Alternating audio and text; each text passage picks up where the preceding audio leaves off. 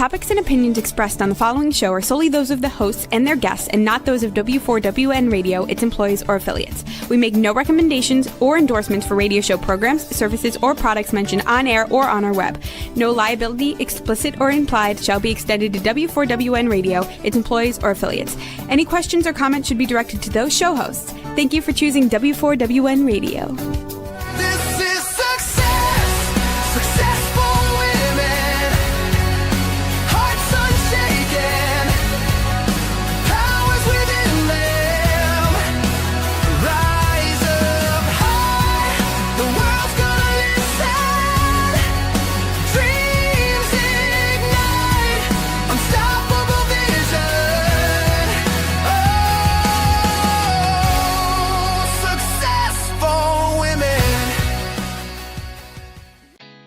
Did you know women represent just 3% of Fortune 500 CEOs and less than 15% of corporate executives at top companies worldwide?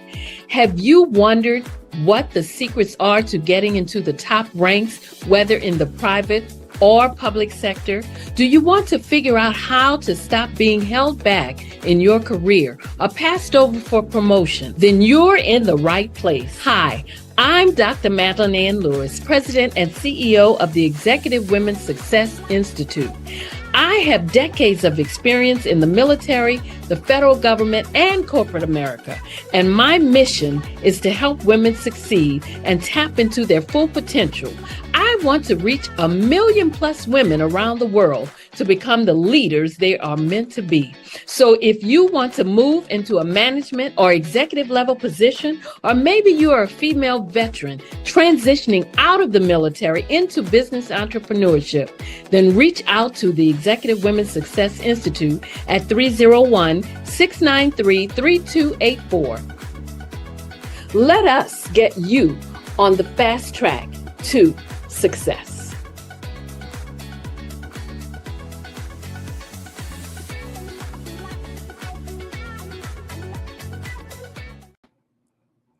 Well, hello and welcome to the Success for Women show, where you can view us on Talk4 TV and listen to us on the Women for Women Network. I am Dr. Madeline Ann Lewis, your host, and my mission is to help women accelerate the path to success. Well, today's topic is Choose Yourself, Identity, Power, and Purpose. And my guest is Miss Urmi Hossain. And I tell you what, I am honored to have her here because she is coming to us from Canada today. But before I bring her on, let me just give you a little bit about her. Urmi is a self-published author, speaker, podcast host, and finance professional based in Canada. She holds the Chartered Financial Analyst and Chartered Alternative Investment Analyst designations, and she works in the financial services industry while using her platform to advocate for women's empowerment, identity, and self-leadership. Her book, Discovering Your Identity: A Rebirth from Interracial Struggle, explores her journey as a third culture woman navigating belonging, culture, and self-worth. Urmi also hosts Stories Beyond Borders, which is a podcast that amplifies diverse voices on identity, migration, language, and the meaning of home. It is such a pleasure to bring to the Successful Women show, Urmi Hossain. Hi. Hi, it is such a pleasure to have you on the show. Thank you. I know your schedule is probably really busy. Are going to just be glad to hear some of your journey and also talk about your book a little bit. So tell me something. You know, from your bio, I can tell that you wear many hats. Finance professional, author, speaker, podcast host. So how do you personally define success at this stage in your life? I define success with one word, which is alignment. It's something that took me a while to understand. I think as a society, we think that success is about career, reputation, financial status, your perception that people have about you in the society. But I realized for me, it's about doing the things that make me happy and doing the things that I feel most fulfilled. And Mhm, for me, it's really about finding things that are aligned with my goals and values. mhm. Now, your book, Discovering Your Identity, now I can tell that it's deeply personal. What moment or realization inspired you to finally tell your story? It was basically a couple of years ago when I was invited to different podcasts, and every single time everyone was so fascinated about my story of being a third culture kid. Mhm, And I saw this as an opportunity to basically write my book. I didn't think it was going to come at that moment in my life. I didn't think it was going to come that soon. I knew that I was going to write a book eventually, but it came literally like 4 years ago. And so I saw this as an opportunity to make those conversations into a more concrete thing by writing my book, and I still published it. mhm. Wow. And you know what? Like I said, it seems like it's very personal to you because as a third world or as a third culture woman, you've navigated, I know, questions of belonging and self worth. When did you begin to see your identity not as a struggle, but more as strength? Even that it happened a couple of years ago. I think I had to do a couple of internal work and a lot of reflection and a lot of understanding of myself and my identity and how I wanted to be portrayed in the world and what kind of cultures I wanted to represent. And Mhm, so, after having a lot of conversations, open dialogues, finding community of people similar to me, I finally came to the realization that me having exposure to multiple cultures, it's an asset. It is more like a strength, something that I can use as my storytelling. And so me having exposure to, two cultures to begin with, the Bengali, the Italian one, it's an asset. It's quite powerful, and it means, that I can speak two languages. It means that I have exposure to cultures. It means that I have exposure to different traditions, to different cuisines. And so that it was in that moment that I saw this more like an asset and not a weakness. mhm. Wow. Now, we all know that many women they feel pressure to kind of shrink back or maybe conform to fit into professional or cultural spaces. How did you learn to choose yourself instead? I agree with what you just said. I feel like we just shrink ourselves more often than not Hmm. to fit an ideology of what's considered to be the perfect daughter, the perfect woman working for a company. But for me, really, I came to a realization that I didn't want to like follow that, Hmm. and I put myself first by basically putting boundaries and protecting my energy, protecting my aura. And it was at that moment that I decided that, it's okay to think differently. It's okay to follow the unconventional. It's okay to put yourself first. It's okay to follow your own path, because at the end of the day, you cannot always make everyone happy, and so it's more important that you make yourself happy before making happy someone else. Absolutely, and that is definitely key. And what you said about, like I said, shrinking back, that's something women tend to do a lot. And so I think, reading your book is would be a perfect example to help them to move past and beyond that type of behavior conforming to and Hmm. just realize that hey, you have to do what's best for you. Hmm. Yeah. That's right. Mhm. So, what does self leadership mean to you, and why is it especially important for women today, do you think? So, for me, when I think about leadership, I truly think that it's all about impact, influence, Mhm. and it's about sustainability. I think that women are typically leading in a way where they're creating impact and inspiring other women to do the same. It's no longer about titles. I think I used to have that notion that leadership is all about, you know, Yeah, climbing the corporate ladder and being the CEO of a company, being the VP, the SVP of a company. And honestly, that's how I used to think the success was going to be. That if I can become a manager of a company, it means I'll be a successful woman.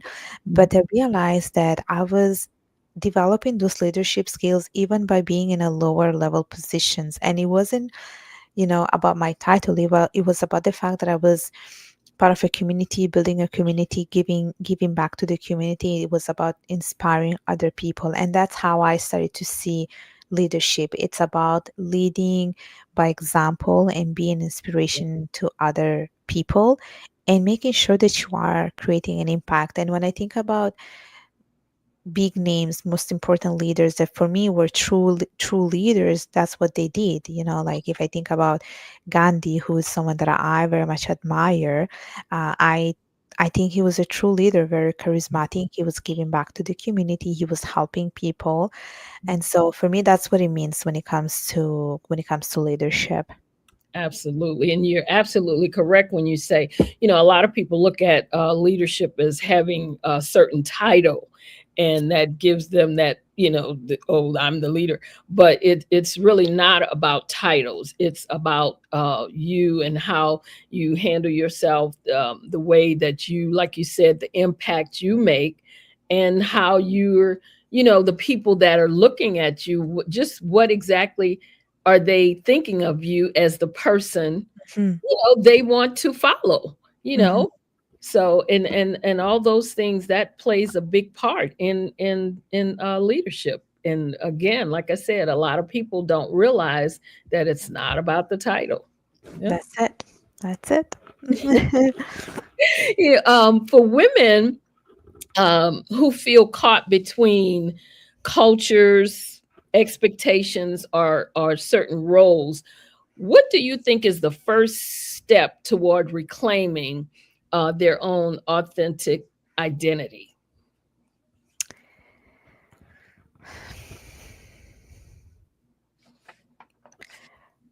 I think it's about finding good allies, Mhm, finding like partners or trusted people. I call them partner, meaning that I always say it's like any kind of like network that you do, it's about partnership. And mhm, I think that finding allies, finding mentors, finding people that advocate for yourself are the first step to reclaim yourself, because I think sometimes we are our worst critics. We don't believe in ourselves. We you are don't so correct.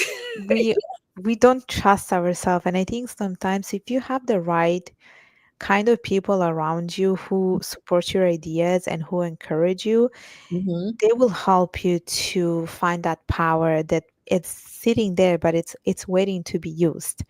And so for me, I think it's about finding the right people around you, mentors, allies, partners, people that advocate for you. And I think it's also important to don't just rely on your circle of people. I mhm, think it's okay to go out and find other kinds of people that are like similar to you in terms of like values and who has your same interests. So for instance, like there's so many like local events that happen in every single city. That when you have conferences, you have mhm. social events, networking events, especially now with international women that you have so many. Just go ahead and participate to some of these events and network with like mind like people. Mhm, mhm. So that would be my advice for anyone who's like reclaiming, who's looking to reclaim themselves. I totally agree with that, because if you stay in that same little box, then, where's the stretch?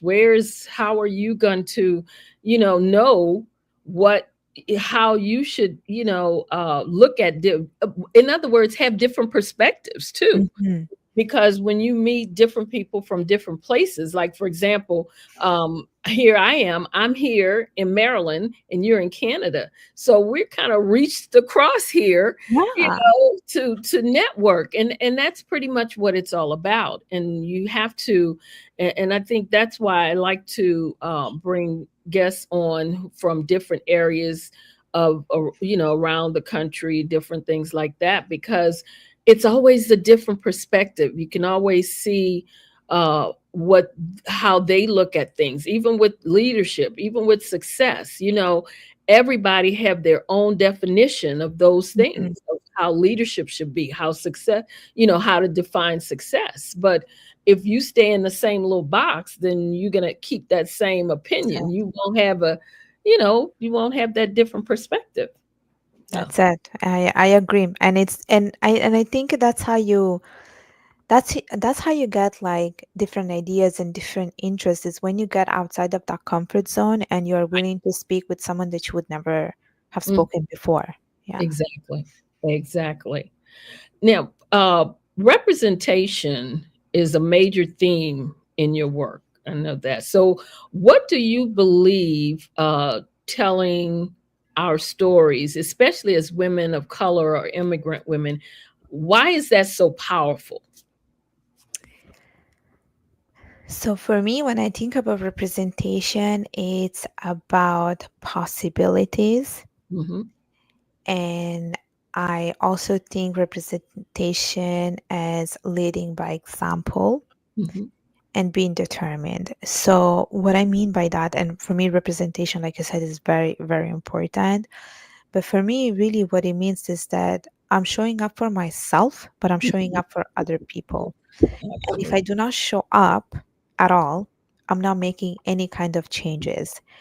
And I always make this example of what happened to me a couple of years ago. I went to an interview, and before going to this interview, I looked into the management team and I was like trying to see if there was diversity, if there was representation, and of course, there was none of that. And Mhm. so I pointed this out during the interview and I asked the interviewer, like, what do you do in terms of that? Like, why don't you have women in your team? Why don't you have women of color in your team? And he was quite honest with me, the interviewer. Like, he was really upfront about it. And he was like, it's not about us not wanting to have representation. It's just that women do not apply. Mm, And let me tell you this, I was a little bit turned off at that moment. And I also didn't want to go to that interview because I was like, there's no representation. What am I going to do there? mhm. But I told myself that no, you know what? I'm still going to go to this interview. If eventually I get the job, my face will be on the website. And Right. that's how I'm going to make that change going forward. Anyway, I did not. The interview went well, just to Mm, like say very briefly, it went well, but I decided not to go with that because it was not aligned with me. mhm. But for me, that's what it means representation, like making sure that you are changing the story going forward by Absolutely. showing up in places where representations is very much needed. Exactly, because sometimes it just takes one to open that door for the others to Yeah. follow, to be able to go through the door. And as women, as we've talked about the shrinking back, a lot of times we don't think we're qualified sometimes to go into those places. Like you went, you did the interview, um, but when you asked that question, that could have deterred you Yeah. from even doing the interview. Yeah. Yeah. So, but that was good, that you definitely you went on through it.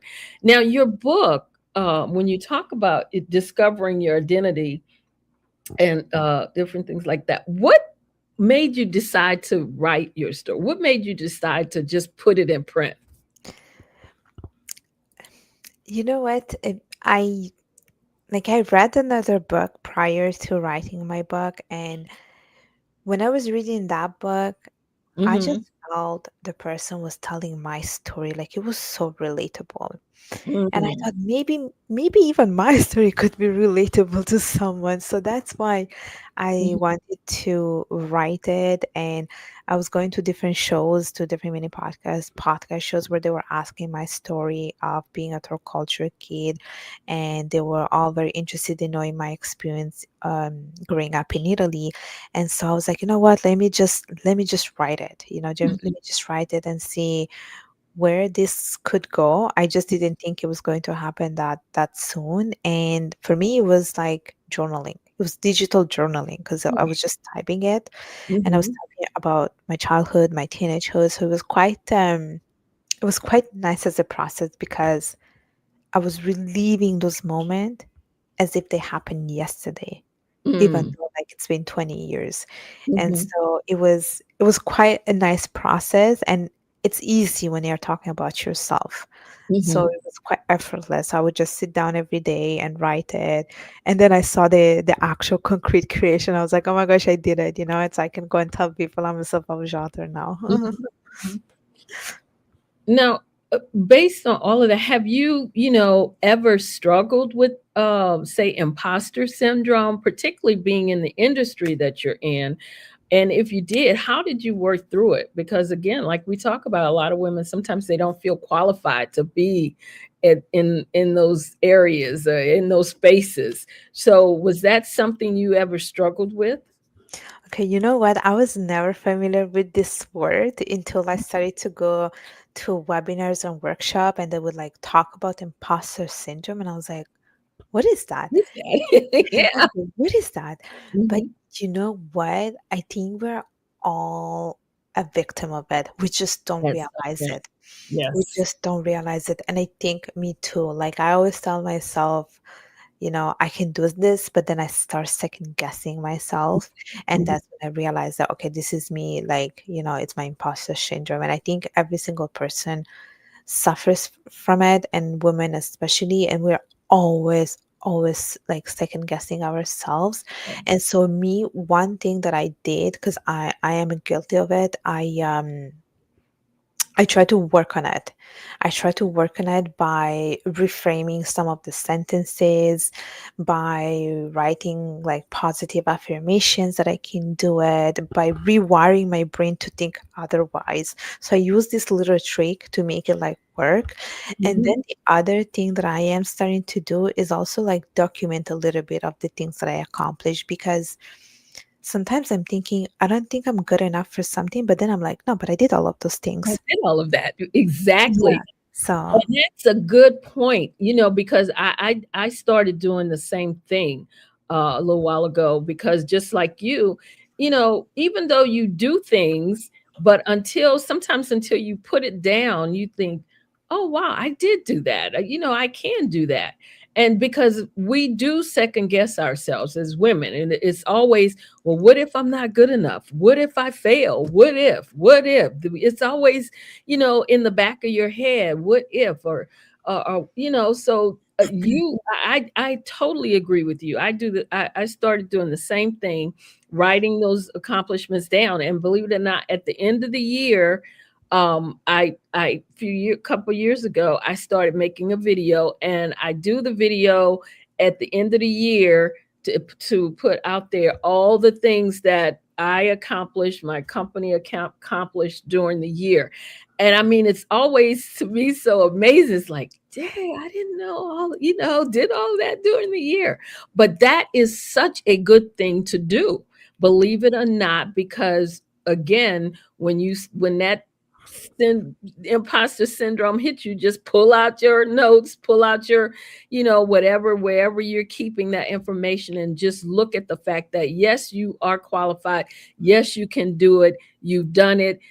And this time you'll do it even better. So that yeah. truly does work. It really does. And Yeah. and you know what? I recently I was like completing a form because I was applying for something, and they were asking me, "Do you have any experience in hosting like events?"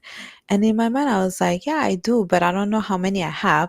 But then they asked me to list them, and I started to writing them down. I was like, "Oh, damn, no, I do have a lot. Why am I thinking like I did not So, have any yeah, of that?"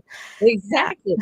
And that's one of the things when I did my TEDx talk, and I said in there, and and because it was from the Harvard Business Review, and it literally said that about men, how they will apply for a position when they feel they may be only 60% qualified for it. But a woman will look at that same position and feel she has to be 100% qualified before she will even apply for it, which is such, a big span. Because, see, they get in the position and they think, I'll just learn as I go. But we feel like we have to walk into it knowing everything. And that's not true. That's right. And I think it's the way we have been conditioned to Condition. be, to Yes. be perfect, always perfect. And because of that, I think we just walk away when we don't meet all the requirements. All the requirements. Sometimes we talk ourselves out of Yeah. something that could very well be, Yeah. what we're good at, and I have been good at, and we just don't recognize it. Yeah. I Wow. agree. I Mm. agree. Yeah. Your podcast, Stories Beyond Borders, it explores identity, migration, and the meaning of home, correct? What has surprised you the most from some of the stories that you've heard? Everything. Everything, because some of the stories that I listened to were quite surprising, and at the same time unrealistic, because Mhm, before hearing the stories I was like, no, this cannot happen nowadays, but it did. Like, I mhm, used to like think that some of the reason why people leave their countries, which you just see it on like on movies, like in the movies. There was this particular guest who told me that she had to leave her home country because of like war reasons back in the days. And she was telling me about this episode where like she just took her teddy bear, and then like she just like left the country with her mother. And I used to think that that was just happening in the movies, like really. mhm, mhm, I was like, no, this happened mhm, only in the movies. But the fact that she told me that it really happened to her, and I was like, wow, that's like that's that's really like, and like, not, you cannot imagine something like that. So for me, that was quite an eye opener. And mhm, then there was another guest who also talked about her being biracial, and how, like, she was half white and half black, and how, she felt privileged because she looked white, but sometimes, she wished that she looked black mhm, to be mhm, closer to that, the other part of her identity.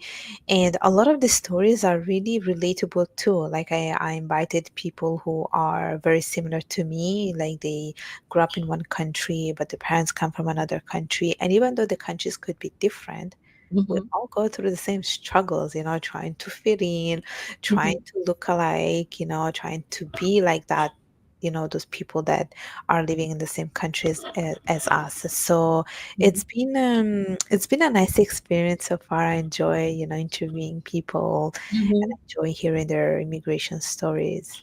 Mm. Now, have any of the conversations that you've had on your podcast, has any of those stories stayed with you or shifted your own perspective?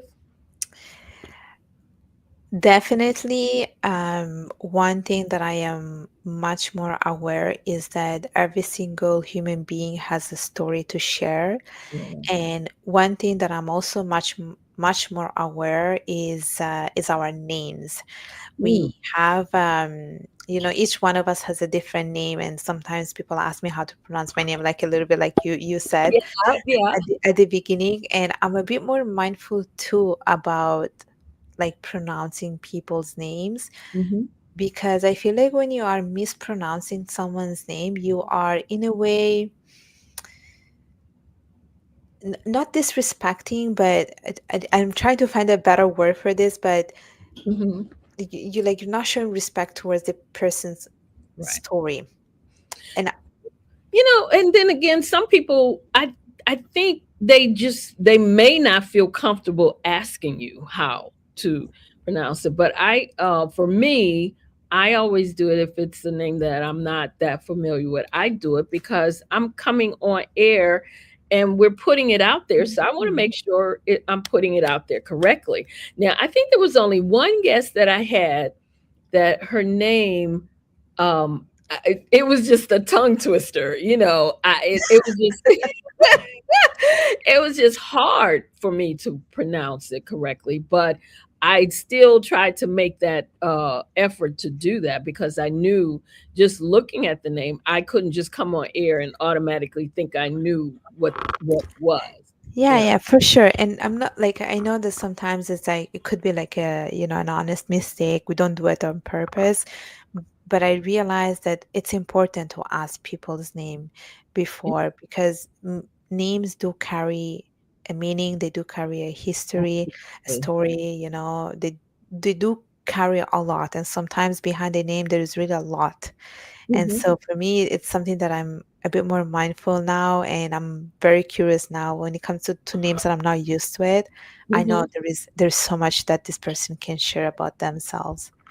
Well, it's amazing that you say that because my name, I always felt that it wasn't that uncommon, but you wouldn't believe how many people mispronounce my name. There you go. Well, one, because they assume that it's supposed to be pronounced a certain way when they look at it. And it's not. It can be pronounced several different ways, but they always assume I guess, their version of what they want it to be. So, I get that too, and I just correct them and then let it go, and and hope that they remember. Okay, that's the way it's supposed to be pronounced. But yeah, I totally understand, and I definitely think that if you see someone's name and you can't pronounce it, you really should ask them.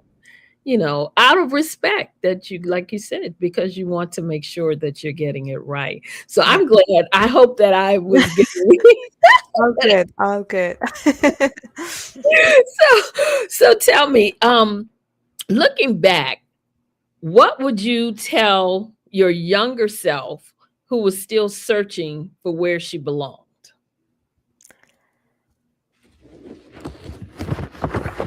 I think I would definitely tell her, like,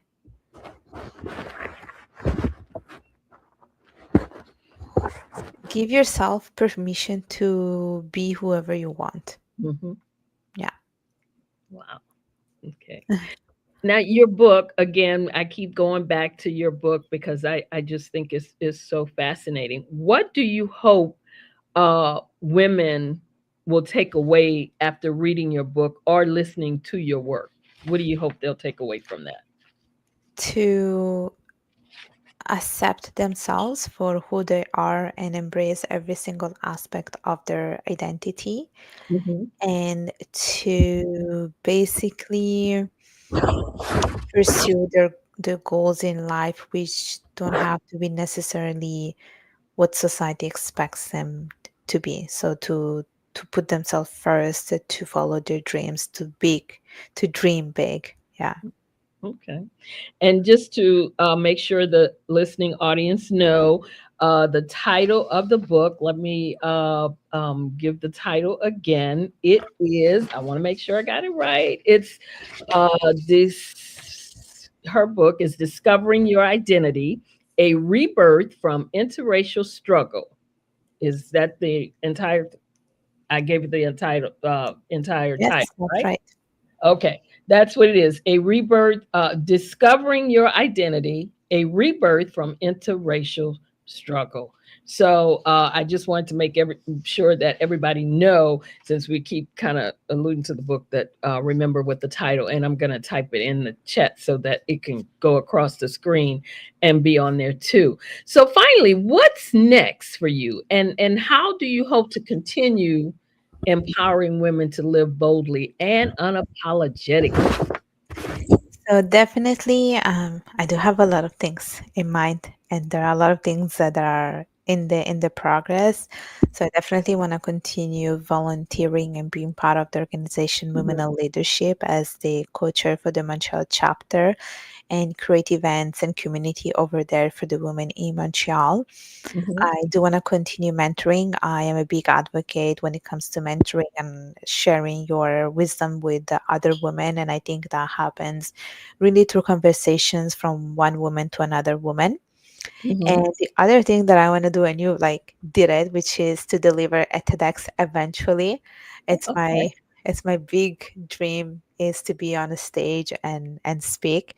So I've been working hard for that one, but it's been quite challenging, I have to say, very challenging so far. Hey, that look okay. Now let's not go back into that syndrome again. You'll be able to do it. It can be done. So we know it can be done. So that's what we're going to keep thinking that you will get that done. Yes. So tell me, uh, if you had one piece of advice to leave with our viewers and our listeners, what would that advice be?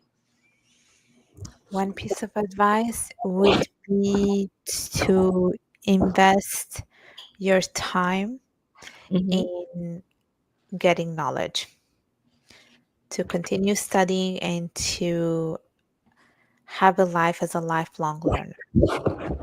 I heard that. And what if our viewers and listeners wanted to get a copy of your book, where can they get it? And also if they wanted to reach out to you, how can they do so? Yeah, so my book is called Discovering Your Identity, a Rebirth from Intuition Struggle. It's available on Amazon. And if people want to connect with me, I have a LinkedIn profile called Urmi Hossain. I have a YouTube channel called Urmi Hossain. And my podcast is available on Apple and Spotify, and it's called Stories Beyond Borders. Absolutely. And I also made sure to put your email address. It's also running across, it has run across the screen. So I just want to thank you so much for coming on the show and sharing your journey with us. It has definitely been powerful. I was just excited when you reached out and wanted to be on the show. And after seeing your book and knowing your journey, it's just great to have you here. Thank you so much for joining us. Thank you. All righty, you take care, and hopefully we'll see you again when you do your I TEDx know. talk. We'll bring you back to tell us about I that. know. All righty. Okay, so thank again to my guest, Miss Urmi Hassan. And now I'm just going to give you all a little bit of what's going to be going on. I am honored, of course, to continually share that I'm officially one of the founding women on the Empower Her Wall by She Rises Studios in partnership with Phoenix TV, a global movement of showcasing 200 trailblazing women on one powerful digital wall inside Allegiant Stadium in Las Vegas, Nevada. So on February 22nd, 2026, the Empower Her Wall will be unveiled. And when the lights rise and the cameras roll, the world will witness something extraordinary. It will see 200 women standing together, not in competition, not in division, but in unity, equality, and shared prosperity. I'm also really, really excited about the Successful Women radio and TV show. As you know, we were on the FeedSpot list of the top 100 best career mindset and working women podcasts, and that now we have gone from number 16 on the list, guess what, to number 11. Yay! I wish I had some streamers to put out there. I'm telling you, that's not bad if I say so myself. So, this list highlights podcasts that empower women to build successful careers, navigate workplace challenges, and find true fulfillment in work and life. And I'm honored to be among those that are on that list. And as an example, is our guest that was on here today telling us about her journey.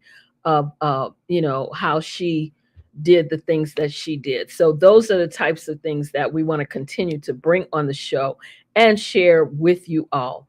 Don't forget to make sure to check out my book, Show Up to Rise Up, Explore the Transformative Power of a Positive Mindset, which achieved bestseller status on Amazon in the Women in Business category. It's also available on Amazon. And to get the book, you can put my name in the search box and it will come right up. Or you can email me directly at madeline@exwsi.com.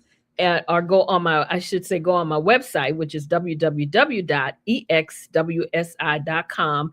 Click on the Success Bookstore and you'll be able to also purchase the book from there. And if you have not viewed my TEDx talk that I did in Vancouver, Canada, make sure to do so. The topic was Show Up to Rise Up, and you can watch it on YouTube. Just put my name in the search box, or you can send me an email at info@exwsi.com, and I will send you the direct link so that you can make sure to check it out. Because I'm always excited to see that it's still going out there. People are still viewing it. It's at 226,814 views. And of course, my goal is to reach 1 million plus views. So I do want to thank you all in advance for your support and continuing to share, to like, and commenting on the video. So make sure you keep continuing to push it out there. I'm also a contributing writer to the Own It magazine, where I share nuggets and resources every month. Own It magazine is a resource for personal and professional and business development. So make sure you get your free subscription. And to do so, you can also contact me, Madeline, at exwsi.com for the details on getting your free subscription to Own It magazine. Again, I would like to thank my guest, Ms. Irma Hassan, and my viewers and my listeners for joining me today. This is the Successful Women Show. I am your host, Dr. Madeline Ann Lewis. And if you would like to reach out to me, you can email me at info@exwsi.com, or go to my website, www.exwsi.com. And while you're there, you can download my free 3-part video series on 3 things every woman should do to position herself for executive leadership. I would also like you to sign up for my online course, which is Crack the Career Code: How to Lead with Confidence, Charisma, and Credibility. To sign up for the course, you can go to www.crackthecareercode.com. You can also reach out to me on all the social media platforms. Don't forget to subscribe to our YouTube channel. Don't forget to subscribe to all the channels, the YouTube channel, the Women for Women network, also Talk for TV. And make sure that you like this episode. Make sure you share this episode with your friends, colleagues, and all others. Again, this is the Successful Women Show. We are here every week. I am your host, Dr. Madeline Ann Lewis, helping women to accelerate the path to success. Thank you again for joining me. I love you all to life.